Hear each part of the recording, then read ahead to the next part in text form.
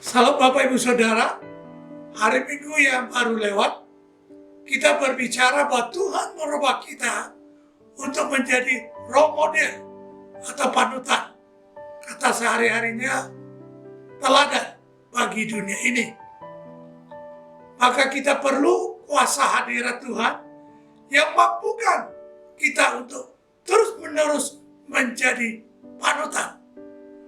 Mari malam hari ini kita renungkan kuasa hadirat Tuhan. Lebih sering kita menyadari hadirat Tuhan, lebih sering kita datang kepada Tuhan, lebih besar kuasa Allah yang bekerja lewat kita. Waktu Elisa mendapat mantel Elia, langsung dicoba dan nyata kuasanya yang sangat besar. Sungguh-sungguh Elisa begitu limpah dan mewah dalam kuasa Allah. Sampai untuk satu orang Tuhan membelah sungai Yordan. Begitu pula kalau kita dekat dengan Tuhan, maka makin besar kuasa dan segala hal-hal yang indah dari Tuhan untuk kita. Dalam pelayanan dan hidup sehari-hari, kuasa Allah nyata di dalam Putra manusia Yesus. Tentara yang hendak menangkap Yesus, dengan satu kata saja sudah rebah semuanya. Dan itu tertulis di dalam Injil Yohanes pasal 18 ayat 6. Ketika ia berkata kepada mereka, "Akulah dia," mundurlah mereka dan jatuh ke tanah. Bahkan ia mengusir setan dari banyak orang hanya dengan satu patah kata saja. Dalam Injil Matius pasal 8 ayat 16, penulis, "Menjelang malam dibawalah kepada Yesus banyak orang yang kerasukan setan. Dan dengan sepatah kata Yesus mengusir roh-roh itu dan menyembuhkan orang-orang yang menderita sakit." Saudara, dalam hadirat Tuhan, kuasanya ternyata terjadi juga di dalam kehidupan Petrus dan Paulus. Dalam Kisah Para Rasul pasal 12 ayat 7 tertulis, tiba-tiba berdirilah seorang malaikat Tuhan dekat Petrus dan cahaya bersinar dalam ruangan itu. Malaikat itu menepuk Petrus untuk membangunkannya. Katanya, "Bangunlah segera." Maka gugurlah rantai itu dari tangan Petrus. Ketika satu kali Rasul Petrus dimasukkan ke penjara karena pelayanan, hadirat Tuhan begitu hebat membawa malaikat dan membebaskan dia bisa keluar dari penjara. Dalam Kisah Para Rasul pasal 16 ayat 25 berbunyi, "Tetapi kira-kira tengah malam Paulus dan Silas berdoa dan menyanyikan puji-pujian kepada Allah, dan orang-orang hukuman lain mendengar mereka." Dan ayat 26 dikatakan, "Akan tetapi terjadilah gempa bumi yang hebat, sehingga sendi-sendi penjara itu goyah. Dan seketika itu juga terbukalah semua pintu dan terlepaslah belenggu mereka semua." Saudara, di sini kita lihat hadirat Tuhan bisa mengoncangkan pintu-pintu penjara, bisa membuat pintu-pintu penjara terbuka dan membuat daerah itu gempa.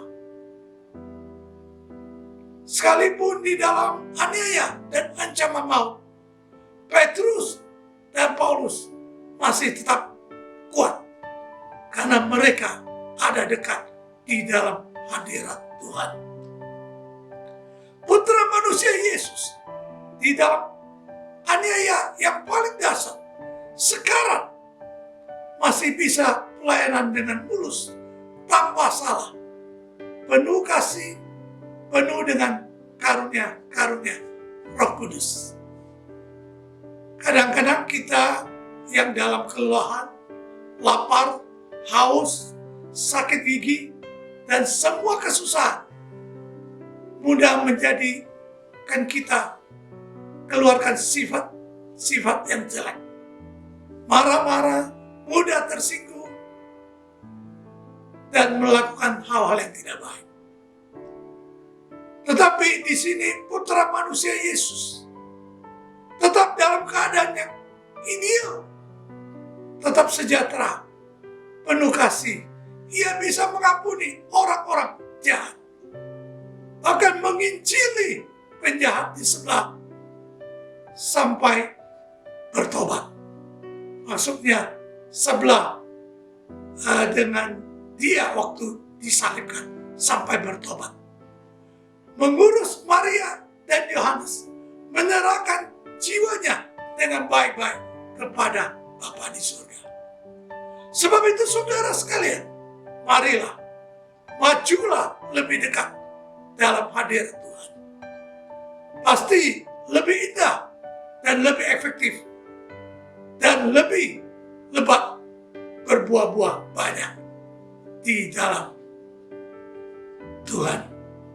Saya yakin dan percaya kita bisa jadi role model, bisa jadi panutan, bisa menjadi teladan, bisa menjadi saksi Tuhan. Dan banyak orang bisa diselamatkan dengan kuasa hadirat Tuhan. Tuhan memberkati kita semua. Mari kita bersatu di dalam doa. Tuhan Yesus menolong kami. Biar Roh Kudus menuntun kami. Sehingga kami senantiasa menyadari kuasa hadirat Tuhan. Sehingga apapun yang kami hadapi, kami tidak galau. Kami tetap kuat. Kami tetap sukacita. Kami tetap damai. Untuk bekerja dengan baik. Sekalipun apa yang kami hadapi sangat sulit. Karena kami yakin dan percaya dalam hadirat Tuhan ada solusi.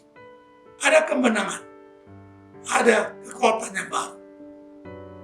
Tuhan, aku berdoa biar saudara-saudara yang merenungkan firman Tuhan pada malam hari ini, renungkan singkat ini pada malam hari ini, bisa terbebas dari semua masalah, bisa terbebas dari semua penderitaan, bisa terbebas dari semua masalah, hutang piutang, rumah tangga, sakit penyakit, maka semua yang sulit.